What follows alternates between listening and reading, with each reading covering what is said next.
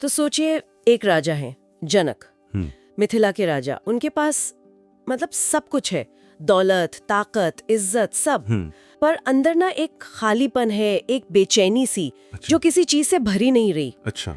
और मन में बस एक ही सवाल घूम रहा है, मैं कौन हूँ, ये सब क्या चल रहा है। उन्होंने हजारों ग्रंथ पढ़ डाले, कितने ही गुरुओं से मिले, पर वो शांति, वो सुकून नहीं मिला। तलाश जारी थी। हाँ, और फिर एक दिन उनके दरबार में आते हैं अष्टावक्र। अष्टावक्र? शरीर 8 जगह से टेढ़ा, अजीब सा। उनको देखकर जो पंडित सभासद थे वो सब हंसने लगे, मजाक उड़ाया। हाँ, पर जनक की नजर उनकी आंखों पर पड़ी, और उन आंखों में उन्हें वो गहराई दिखी, वो ठहराव जिसकी वो कब से तलाश कर रहे थे। पहचान लिया उन्होंने। बिल्कुल। तो आज हम इसी बातचीत की, इसी संवाद की गहराइयों में उतरेंगे। ये Ashtavakra and Janaka, the end of ignorance के कुछ अंशों पर आधारित है जी। और ये कोई किताबी बातें नहीं है। ये तो जैसे सोए हुए सच पर एक चोट है। हाँ, ये जगाने वाला संवाद है। सही कहा। ये शायद उनके लिए ज्यादा काम का है जो जवाबों से ज्यादा सही सवाल खोजने में रुचि रखते हैं, जो मान ली गई बातों पर सवाल उठाने को तैयार हैं। जो लीक पर चलने को तैयार नहीं। हाँ, तो हमारा मकसद क्या है इस चर्चा का?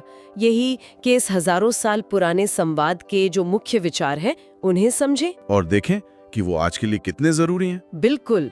आज की हमारी जो भाग दौड़ वाली जिंदगी है, जहाँ हर कोई कुछ न कुछ ढूंढ रहा है, उसके लिए ये बातें कितनी मायने रखती हैं।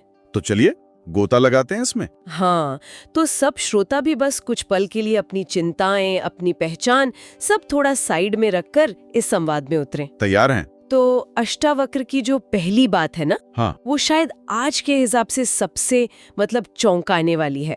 वो कहते हैं, मुक्ति कहीं और नहीं है, किसी भविष्य में नहीं। हाँ, वो यही है, अभी। बस अज्ञान का पर्दा हटना है। बिल्कुल सीधा। और ये सुनना ही कितना अजीब लगता है ना, क्योंकि हम सब तो हमेशा वहां पहुंचने की फिराक में। हाँ, हमेशा अगली चीज के पीछे। बिल्कुल। ये पहुंचने की जो एक धुन सवार है, शायद यही सबसे बड़ा फरेब है। हम सब एक अनदेखी मंजिल की तरफ भाग रहे हैं। जैसे कोई प्रमोशन हो गया, हाँ, या बैंक बैलेंस, या कोई रिश्ता, या सोशल मीडिया पर इतने फॉलोअर्स। लगता है जब वो मिल जाएगा तब शांति मिलेगी, और इस तब के चक्कर में अब निकल जाता है। हाँ, अब हाथ से फिसल जाता है। इसी को अष्टावक्र बनने की बीमारी कहते हैं। कुछ बनने की चाहत, सफल बनना है, अमीर बनना है, आध्यात्मिक बनना है, बेहतर इंसान बनना है, कुछ भी बनना है। तो क्या ये बनना ही प्रॉब्लम है? मतलब हम सब इम्प्रूव तो करना चाहते हैं, इसमें क्या गलत है? गलत बनने की चाहत में नहीं है, गलत उस सोच में है कि हम अभी अधूरे हैं। अच्छा। और वो बनकर ही हम पूरे होंगे। यही दौड़ जो है ना, यही नर्क है, क्योंकि ये कभी खत्म नहीं होती। सोचिए, बचपन से बड़े होने की चाहत, फिर कॉलेज जाने की, हाँ, फिर नौकरी, फिर शादी, फिर बच्चे। हाँ, लिस्ट चलती रहती है। और हर पड़ाव पर पहुंचकर क्या लगता है कि असली खुशी तो अगले स्टेशन पर है। बिल्कुल। हम एक ऐसी ट्रेन में बैठे हैं जिसका कोई आखिरी स्टेशन है ही नहीं, और अगले स्टेशन के इंतजार में पूरी यात्रा खराब कर रहे हैं। और ये अज्ञान जिसकी बात अष्टावक्र कर रहे हैं, जिसको हटाने को कह रहे हैं, वो क्या है फिर? अज्ञान बस यही है, ये मानना कि हम ये शरीर हैं, या ये मन है, या ये पदवी है जो हमें मिली है। ये सोचना कि शांति बाहर से आएगी, चीजों से आएगी, या लोगों से। हाँ, और सबसे बड़ी बात ये मानना कि हम अधूरे हैं। जिस पल ये समझ आता है कि ये सब हमारी असली पहचान नहीं है, अच्छा, कि शांति तो हमारा स्वभाव है, उसे कहीं से लाना नहीं है, उसी पल यह ज्ञान का पर्दा गिर जाता है। और वही मुक्ति है। हाँ, वही मुक्ति है। भविष्य में नहीं, किसी दूसरी दुनिया में नहीं, यहीं अभी। जनक को यही चोट की गई थी कि तुम पहले से ही मुक्त हो, हाँ, शांत हो, पूरे हो। प्रॉब्लम बाहर नहीं है, तुम्हारे देखने के तरीके में है। इससे ही जुड़ा हुआ है वो साक्षी भाव वाला कॉन्सेप्ट है ना। बिल्कुल। तू करता नहीं, साक्षी है। ये सुनने में कितना क्रांतिकारी लगता है, क्योंकि हम तो हर बात का क्रेडिट या ब्लेम खुद को देते हैं। हाँ, मैंने ये किया, मेरी वजह से हुआ, या मेरी वजह से बिगड़ा। हाँ, और यही मैं करता हूं का जो भाव है, अहंकार जिसे कहते हैं, असल में सारे दुखों की जड़ यही है। कैसे? देखिए, जैसे आप कर्ता बने, आप फौरन नतीजे से बंध गए। अच्छा। सफलता मिली तो अहंकार फूला, असफलता मिली तो दुख हुआ, चिपक गए आप। साक्षी भाव का मतलब है कि आप जीवन का जो खेल चल रहा है उसे देख रहे हैं, उसमें पूरी तरह शामिल भी हैं, अपना 100% दे रहे हैं, पर ये बोझ नहीं उठा रहे कि मैं कर रहा हूं। लेकिन ये प्रैक्टिकली कैसे होता है? काम तो करना ही पड़ता है, जिम्मेदारियां हैं।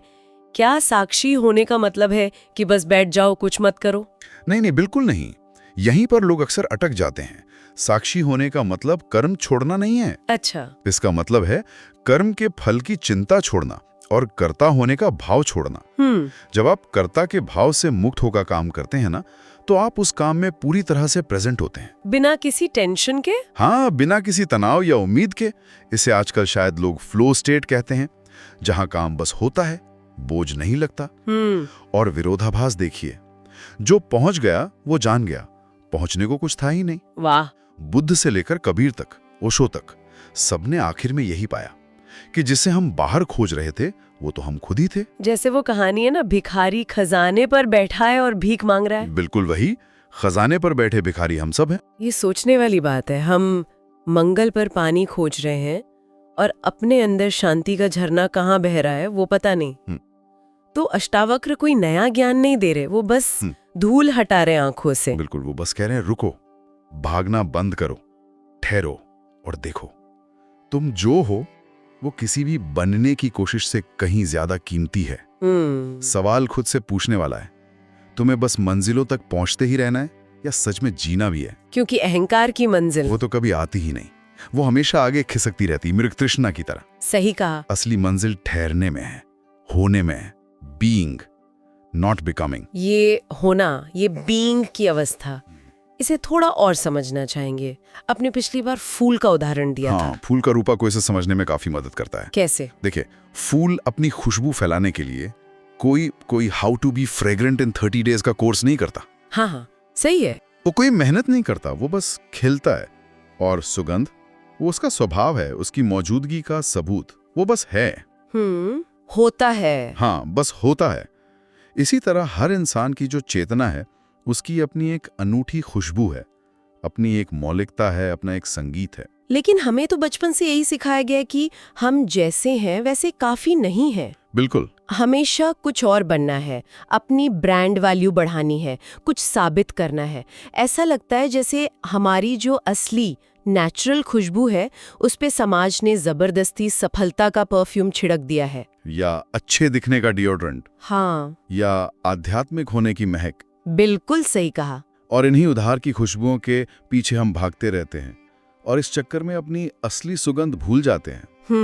ये जो भागदौड़ है ना, जिसे आजकल बड़ा फैंसी नाम दिया गया है, हसल कल्चर। हाँ, सुना है।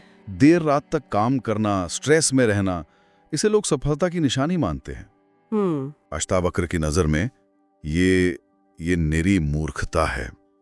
ये असल में पसीने की बदबू है जिसे हमने इत्र समझ लिया है। अरे बाप रे! सोचिए, हम अंदर से अमृत का झरना है और एक पसीने की बूंद के लिए अपनी जान दे रहे हैं। तो ये जो हमारी असली सुगंध है, ये खो गई है या सिर्फ दब गई है? और ये अहंकार, ये मैं का भाव, ये कैसे दबाता है इसे? खोई नहीं है, कहीं नहीं गई, बस दब गई है। किसके नीचे? अहंकार की परतों के नीचे। अहंकार क्या है? यही पहचाने जो हमने ओढ़ ली हैं। मैं सफल हूं, मैं असफल हूं, मैं अच्छा हूं, मैं बुरा हूं, मेरा पद, मेरा ज्ञान, मेरा पैसा, मेरा परिवार। हर उपलब्धि पर गर्व की एक परत चढ़ जाती है, हर अपमान पर गुस्से या दुख की एक और परत, हर चिंता से डर की परत। हाँ। और इन परतों के नीचे हमारी जो असली आत्मा है, हमारी सहज शांति, हमारा आनंद, जिसे हम सुगंध कह रहे हैं, उसका दम घुटने लगता है। ये मैं का भाव फूल को खिलने नहीं देता, ये उसे खींचकर जल्दी बड़ा करने की कोशिश में पंखुड़ियां ही तोड़ देता है। और कहते हैं, लो, ये बाहरी रंग रोगन हटाओ, ये जो मैं की झूठी परतें हैं इन्हें तोड़ो। और ध्यान, साक्षी भाव, ये सब वही औजार हैं। हाँ, ये सब इसी तोड़ने के, इसी छीलने के औजार हैं। रास्ता और भागने का नहीं है, रुकने का है, ठहरने का। हाँ, दौड़ना बंद करोगे, पसीने की बदबू अपने आप चली जाएगी। जो बचेगा वही तुम्हारी असली मौलिक सुगंध है। कुछ पाना नहीं है इसमें, बल्कि छोड़ना है। हाँ, बहुत कुछ छोड़ना है। ये वहम कि तुम अधूरे हो, ये दौड़ की मंजिल आगे है, और सबसे बढ़कर ये मैं और मेरा का भाव, ये होने के पल, ये शायद हम सब ने कभी न कभी महसूस किए हैं। जरूर किए होंगे। जैसे किसी पहाड़ पर सनसेट देख रहे हों, या किसी छोटे बच्चे के साथ बस खेल रहे हों, या कोई संगीत सुन रहे हों और उसमें खो जाएं। हाँ, जब हम भूल जाते हैं कि हम कौन हैं, हमारी क्या प्रॉब्लम्स हैं, बस वो पल होता है और हम होते हैं, कोई मैं नहीं होता। हाँ, उन्हीं क्षणों में वो अहंकार गायब हो जाता है। अष्टावक्र का इशारा इसी अवस्था को मतलब स्थायी बनाने की ओर है। इसे 24 घंटे जीने का सूत्र दे रहे हैं वो। ये कोई रहस्यमयी या जादुई अवस्था नहीं है, ये हमारा सहज स्वभाव है, बस हम उसे भूल गए हैं इस भागदौड़ में। लेकिन यहाँ फिर वो प्रैक्टिकल सवाल आ जाता है मन में कि भाई अगर हम करता नहीं है, अगर हम बस होने लगे, तो दुनिया कैसे चलेगी, घर कैसे चलेगा, जिम्मेदारियां कौन निभाएगा? ये थोड़ा मतलब अव्यवहारिक नहीं लगता? ये सवाल, ये मन का सबसे बड़ा धोखा है। अष्टावक्र कर्म छोड़ने को कह ही नहीं रहे हैं। अच्छा। जनक राजा थे और वो राजा बने रहे, उन्होंने राजपाट नहीं छोड़ा। वो कह रहे हैं कर्ता का भाव छोड़ो, ये बोझ उतारो कि मैं कर रहा हूं। तो जब हम होने की अवस्था से काम करते हैं, साक्षी भाव से, हाँ, तब क्या होता है? तब कर्म बोझ नहीं लगता, वो एक खेल बन जाता है, एक उत्सव। आप काम करते हैं क्योंकि उसमें आनंद आ रहा है, इसलिए नहीं कि कुछ पाना है या कुछ साबित करना है। आप उस काम में पूरी तरह मौजूद रहते हैं, पर उसके नतीजे की चिंता या मैंने किया का अहंकार नहीं होता। तो क्या कर्म ज्यादा असरदार हो जाता है इस समय? हाँ बिल्कुल, क्योंकि आप तनाव से मुक्त हैं, भविष्य की चिंता से मुक्त हैं, तो आप वर्तमान क्षण में अपनी पूरी ऊर्जा लगा पाते हैं। जब कर्म से कुछ पाने की चाहत हट जाती है, तो कर्म अपने आप में ध्यान बन जाता है और परिणाम वो अक्सर ज्यादा सुंदर और सहज होता है। अच्छा। इसे लाओ त्सु ने वेई वेई कहा था, मतलब बिना किए करना, कर्ता भाव के बिना कर्म का सहज प्रवाह, एफर्टलेस एक्शन। आपने बांसुरी का भी उदाहरण दिया था। हाँ, कि जब आप कर्ता नहीं होते तो आप एक खोखली बांसुरी की तरह हो जाते हैं। फिर वो जो ब्रह्मांडीय ऊर्जा है या जिसे आप परमात्मा कहें, वो आपके जरिए अपना संगीत आसानी से बजा सकता है। सुंदर। ये ऐसे समझिए, एक कमरा है जो बंद है, उसमें बासी हवा भरी है। यानी अतीत के बोझ, भविष्य की चिंताएं। हाँ, वही सब। आपको घुटन हो रही है, अब आप क्या करते हैं? आप बाहर से एयर प्यूरिफायर ले आते हैं, सेल्फ हेल्प किताबें, तकनीकें, हाँ, या रूम फ्रेशनर छिड़कते हैं, पॉजिटिव थिंकिंग। बिल्कुल, पर घुटन तो बनी रहती है, अंदर की हवा तो बासी ही है। सही बात है। अष्टावक्र आकर कहते हैं, अरे भाई ये सब ड्रामा क्यों, खिड़की खोल दे। हाँ। ये जो अहंकार का, ये जो कर्ता होने का दरवाजा बंद करके बैठे हो, वैसे खोल दो। ताजी हवा यानी शांति, आनंद, वो तो हमेशा से बाहर बह रही है। उसे पैदा नहीं करना, नहीं, बस अंदर आने की जगह बनानी है। और जगह कैसे बनती है? ठहरने से, देखने से, साक्षी होने से। ये सब सुनने में बहुत गहरा है वाकई, पर वो जो एक शब्द है विरक्ति या डिटैचमेंट, वो अक्सर लोगों को डराता है। कहीं इसका मतलब ये तो नहीं कि सब कुछ छोड़ छाड़ दो, रिश्तों से मुंह मोड़ लो? मैंने ये विरक्ति को लेकर सबसे आम और सबसे बड़ी गलतफहमी है। अष्टावक्र कोई कायरता या पलायनवाद नहीं सिखा रहे।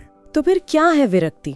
विरक्ति का मतलब जंगल भाग जाना नहीं है, इसका मतलब है आसक्ति, अटैचमेंट का अंत, मोह, पॉसेसिवनेस का अंत। अच्छा, अटैचमेंट और पॉसेसिवनेस का अंत। हाँ, ये उदासीनता या इंडिफरेंस भी नहीं है। ये चीजों और लोगों से बिना छिपके, बिना उन पर अपना मालिकाना हक जताए जीने और प्रेम करने की कला है। Intelligent love without ownership. हाँ, कह सकते हैं, बिना अधिकार जताए प्रेम। मतलब दुख चीजों या लोगों के चले जाने से उतना नहीं होता जितना इस भाव से होता है कि मेरा चला गया। बिल्कुल, आप गौर कीजिएगा, हमारे 90% दुखों की जड़ यही मेरा है। पैसा डूबता है तो दुख पैसे का नहीं होता, मेरे पैसे डूब गए इसका होता है। कोई अपमान करता है तो दुख उन शब्दों का नहीं होता, मेरी इज्जत पर चोट लग गई इसका होता है। हाँ, सही है। तो रिश्ता टूटता है तो दुख उस इंसान से ज्यादा मेरा रिश्ता टूट गया इसका होता है। ये मैं और मेरा, यही मोह है, यही आसक्ति है। जब ये भाव हटता है तो आप चीजों का, रिश्तों का आनंद लेते हैं, पर उनके जाने या बदलने पर टूटते नहीं। तो जनक महल में रहते हुए भी विरक्त थे, क्योंकि वो जानते थे मैं ये महल नहीं हूँ। बिल्कुल। राजा का कर्तव्य निभाते हुए भी विरक्त थे, क्योंकि वो जानते थे मैं ये पद नहीं हूँ। हाँ। परिवार के साथ रहते हुए भी विरक्त थे, क्योंकि वो जानते थे मैं सिर्फ पिता या पति नहीं हूँ। ये जानना, यही विरक्ति है। हाँ, यही है आंतरिक स्वतंत्रता। दुनिया का खेल खेलो, पूरी तरह खेलो, पर खेल तुम पे हावी ना हो जाए। जैसे कमल कीचड़ में रहता है पर कीचड़ से अछूता। बहुत अच्छा उदाहरण है। रिश्तों में भी जब हम अधिकार जताते हैं, तुम मेरे हो, तुम्हें मेरी बात माननी ही होगी, ये प्रेम नहीं, ये सौदा है। और जहाँ सौदा है वहाँ दुख है। ने दो पकड़ोगे तो वो रेत की तरह मुट्ठी से फिसल जाएगा। तो बिना आसक्ति के, बिना अटैचमेंट के प्रेम वो ज्यादा शुद्ध होगा, बिना उम्मीदों के, बिना शर्तों के। निश्चित रूप से। जब आप किसी से कुछ पाने की उम्मीद नहीं रखते तो आपका देना, आपका प्रेम वो बिल्कुल निस्वार्थ और सहज होता है। जनक जब विरक्त हुए तो कहते हैं वो और बेहतर राजा और बेहतर पिता बने। क्यों? क्योंकि उनके फैसले डर या अपने स्वार्थ पर आधारित नहीं थे। वो निडर हो गए। हाँ, जब चीजों से, लोगों से, अपनी पहचानों से, मेरा पद, मेरी डिग्री, मेरे विचार, इनसे जब हमारा गहरा जुड़ाव हट जाता है तो हम निडर हो जाते हैं। फिर खोने को क्या है? ये बात सोचने वाली है। हम अपनी पहचान कितनी बाहरी चीजों से जोड़ लेते हैं। हमारा फोन, हमारे कपड़े, हमारी नौकरी, हमारी सोशल मीडिया प्रोफाइल। हाँ, इन पर जरा सी खरोंच आती है तो हमें दर्द होता है, जैसे हम इन चीजों के मालिक नहीं, गुलाम बन गए हों। बिल्कुल सही कहा। अष्टावक्र इसी गुलामी से मुक्ति का रास्ता दिखा रहे हैं। इस्तेमाल करो सब कुछ, धन, रिश्ते, ज्ञान, तकनीक, सब इस्तेमाल करो, पर किसी को खुद पर हावी मत होने दो। मालिक बनो, गुलाम नहीं। हाँ, दुनिया में रहो पर एक यात्री की तरह रहो, एक मेहमान की तरह। किसी चीज को पकड़कर मत बैठ जाओ। सब बदल रहा है, सब बह रहा है। तो अगर इस पूरी चर्चा को हम समेटें, हाँ, तो मुख्य संदेश क्या निकल कर आता है? जीवन को बनने की जो ये अनथीन दौड़ है, हाँ, उससे निकालकर होने की सहज अवस्था में वापस लाना। हाँ, बिल्कुल।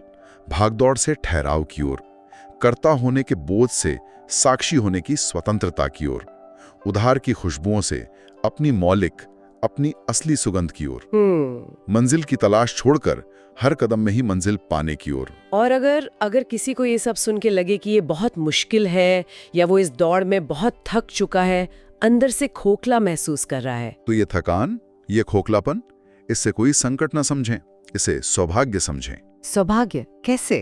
क्योंकि आत्मा की पुकार है।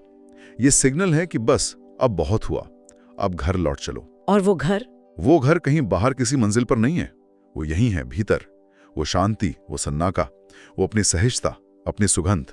उसे खोजना नहीं है, बस याद करना है। शायद यही अंतिम याद है जो हम अपने श्रोताओं के साथ छोड़ सकते हैं। हाँ, बिल्कुल। बस इतना याद रखना है कि तुम फूल हो, गमला नहीं। तुम संगीत हो, शोर नहीं। तुम साक्षी हो, कर्ता नहीं। इस याद के साथ जीवन दौड़ नहीं रहता, नृत्य बन जाता है। एक ऐसा डांस जिसमें कोई मंजिल नहीं है, बस हर पल, हर कदम में आनंद है। यहीं, अभी।